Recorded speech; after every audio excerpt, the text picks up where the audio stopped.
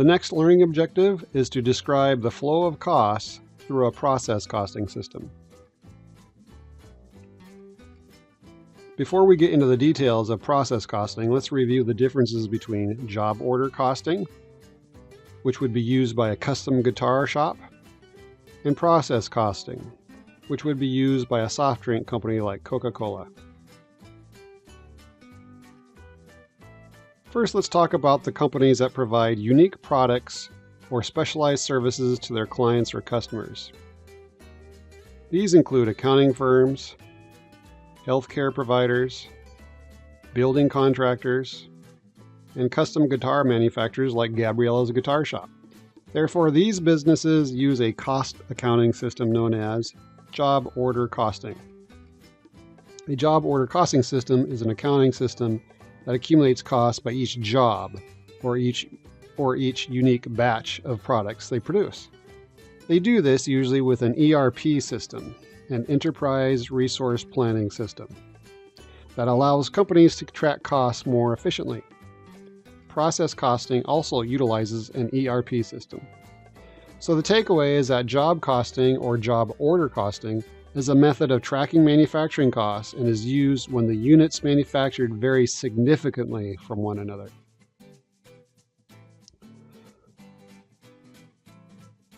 But what about companies that make identical products? Companies such as soft drink companies, food processing companies, and toothbrush manufacturers. All three of these types of companies produce identical or nearly identical units through a series of production steps or processes. These three types of companies do not use a job order costing system. Instead, they use a process costing system to keep track of their manufacturing costs. A process costing system is an accounting system that accumulates costs not by jobs, but by process. For the soda company, one process might be mixing the ingredients, and the next process is packaging the soda. These are companies that produce large quantities of similar products. In the textbook, you may see the term homogeneous products.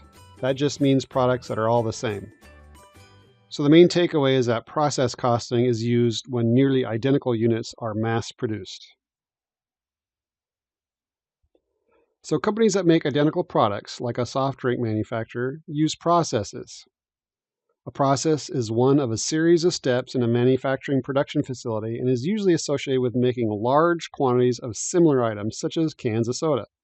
Examples of the processes in making soft drinks would be mixing the ingredients in their proper ratios, and then packaging the sodas into cans and then into boxes for shipping. So the mixing department does just that, mixes soda, and then sends it on to the packaging department, which then packages the soda. With process costing, there are two different ways to calculate ending inventory in each process or department. They are called weighted average and first in, first out, also known as FIFO. We'll be using the weighted average method.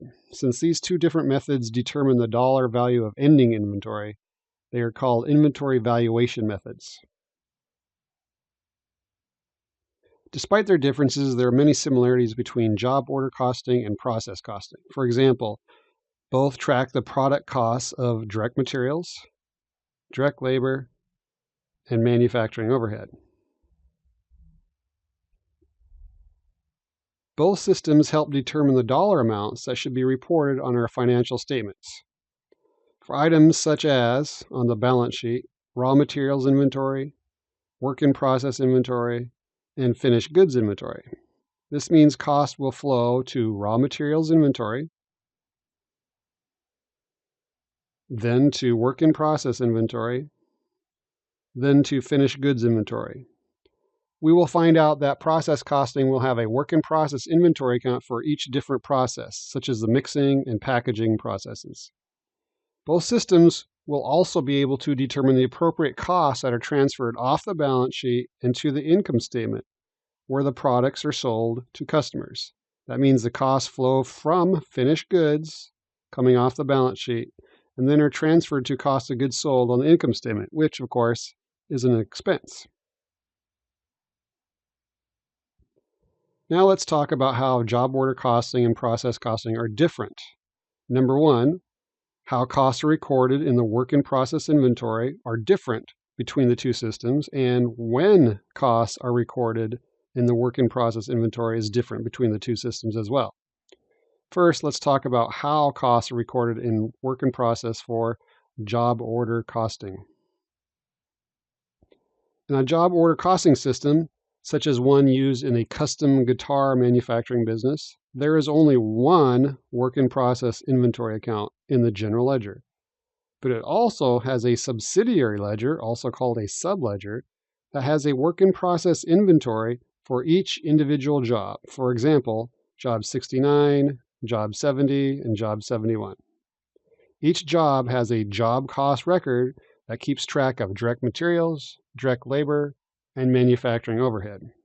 And then costs accumulate in the work in process inventory account for each job in the subsidiary ledger. Once the job is fully complete, those costs are transferred from work in process inventory to finished goods inventory. But these costs are only transferred to finished goods when the job is fully completed.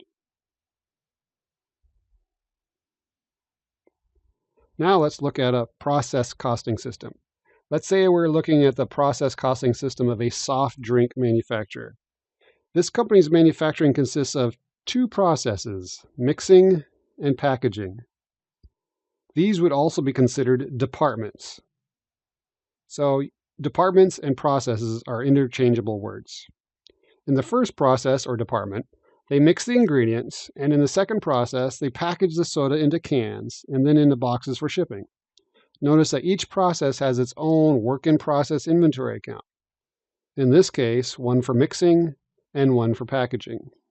Each process has different costs, so each process needs its own work in process inventory account to keep track of the costs.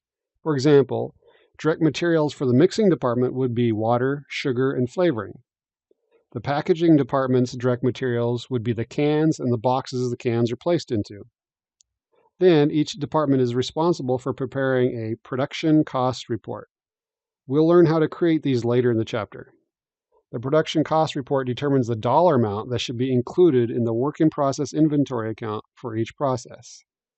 Then it's only at the very end of each accounting period that costs are transferred from work in process inventory to the finished goods inventory account. Now here's a visual about how the costs flow through a process costing system. Costs start in raw materials and are transferred to the first process, which in this case is the mixing department. Remember, this is the first of two work in process inventory accounts for this two-process company. Costs accumulate like direct materials such as water, flavoring, sugar, and then other costs that are accumulating are direct labor and manufacturing overhead.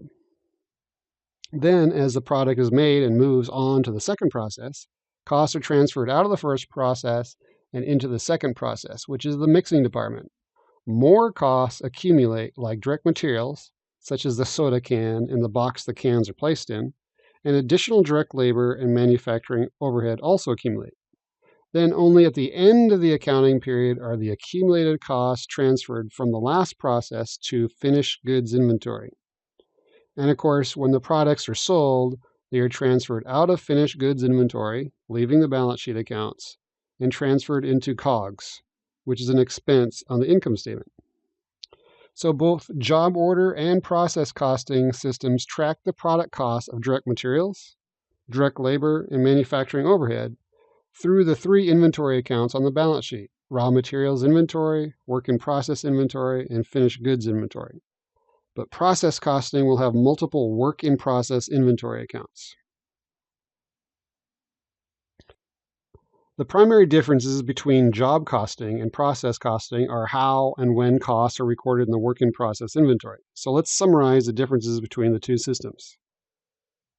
Companies that use a job order costing system manufacture batches of unique products or provide specialized services, while companies that use a process costing system manufacture homogeneous or identical products through a series of uniform steps or processes. Cost accumulation is by job in a job order costing system, but we accumulate costs by process in a process costing system. For example, the mixing department tracks their own costs, and the packaging department tracks their costs. The work in process inventory account for job order costing had one general ledger work in process inventory account, with a subsidiary ledger containing individual job cost records, also known as job cost sheets. While in a process costing system, there are separate work in process inventory accounts for each process or department. For record keeping, job order costing uses job cost records for each job to track the cost of direct materials, direct labor, and manufacturing overhead. But for a process costing system, a production cost report tracks the cost of direct materials, direct labor, and manufacturing overhead for each process or department.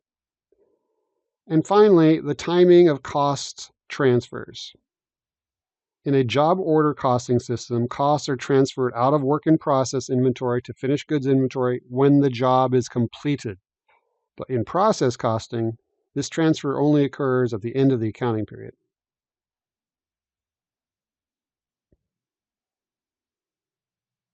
Now we'll show you the flow of costs through a process costing system. The company in this example is Christie's Crayons, a manufacturer of crayons. When they make their crayons, they use a process costing system because they use the exact same 3 steps over and over and over again to create their crayons. They use 3 processes. The first is mixing, the second is molding, and the third is packaging. As these crayons are being produced, costs will accumulate in the very first process, which is mixing, and the costs are direct materials, direct labor, and manufacturing overhead. Then the costs will be transferred and accumulated to the next process, molding, where additional costs accumulate. In this molding process, there are no additional direct materials, so I left it off the slide. When the costs are transferred one more time to the third process, packaging, where additional direct materials, direct labor, and manufacturing overhead add to the cost of the crayons. The direct materials in this case would be the wrapper for each crayon and the crayon box. As you can see, the costs keep accumulating, which means they're getting bigger and bigger as they flow from one process to the next. Now our task is to calculate the manufacturing cost per crayon. Suppose Christie's Crayons manufactured 10,000 crayons. Management wants to know the cost per crayon so they can set a sales price for the crayons. So, to start, we need to know the costs of each department. We are told that direct materials, indirect labor, and manufacturing overhead total $200 for the mixing department. Most businesses would refer to it as the mixing department instead of a mixing process. But remember, department and process are the same thing. While the molding department only had costs of $100.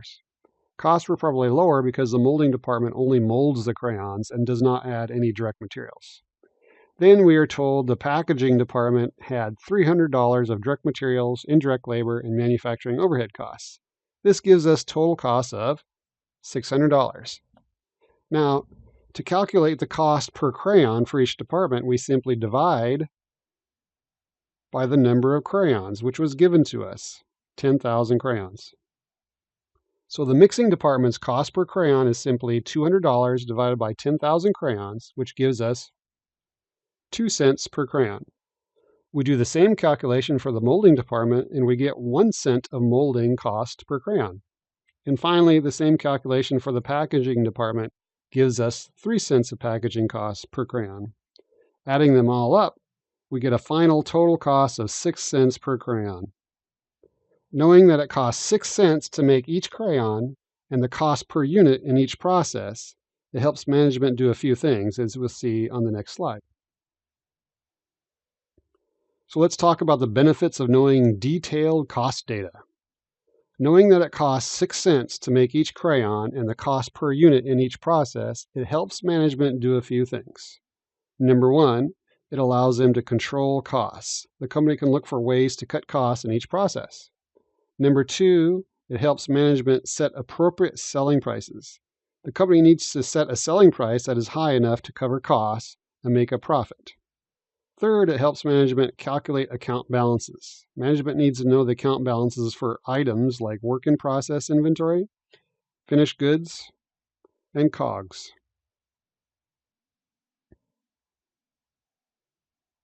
Before we move on to the next learning objective, we will compare last chapter's company, Gabriella's Guitar Shop, which uses job order costing to build custom guitars, with this chapter's Christie's Crayons, which uses process costing to manufacture crayons. We'll start off with Gabriella's Guitar Shop, which manufactures custom guitars and therefore uses a job order costing system. Notice how the costs flow from the balance sheet to the income statement. Notice that direct materials, direct labor, and manufacturing overhead accumulate in the work in process inventory account for each job, job 27, job 28, and job 29. Then, job 27 and 28 are finished and therefore transferred to finished goods inventory. Then, when a job is sold to a customer, job 27 in this example, the costs are transferred out of finished goods and into cost of goods sold, which is an expense on the income statement. So at the end of this company's accounting period, it looks like job 27 was completed and sold to a customer. Job 28 was finished but has not been delivered to a customer yet, and job 29 is still in the process of being built. Christie's Crayons, on the other hand, uses process costing. Notice these similarities. We still use work in process inventory, we still use finished goods inventory, and we still use cost of goods sold. But the way the costs are accumulated is different. Take a look at work in process inventory. First of all, there are 3 different work in process inventory accounts, one for each process. Direct materials, direct labor, and manufacturing overhead are added to each process. For example, the first process is mixing. We mix the colors to create the crayons. Direct materials, direct labor, and manufacturing overhead are added to the mixing process. Once the mixing process is complete and the crayons move to the molding process, where the crayon material is poured into molds and the materials become crayon-shaped. So the previous costs accumulated from the mixing process are transferred into the molding process, and any additional direct materials, direct labor, and manufacturing overhead are added to the molding process. The same thing happens when the crayons are moved from the molding process to the packaging process. And then finally, when the crayons are completed, these crayons are transferred out of the last work in process inventory account to finished goods inventory. And when they are sold, the costs transfer to cost of goods sold. So in this lesson, we wanted to give you an overview of the process costing system. Next, we'll get into detail about the accounting in a process costing system.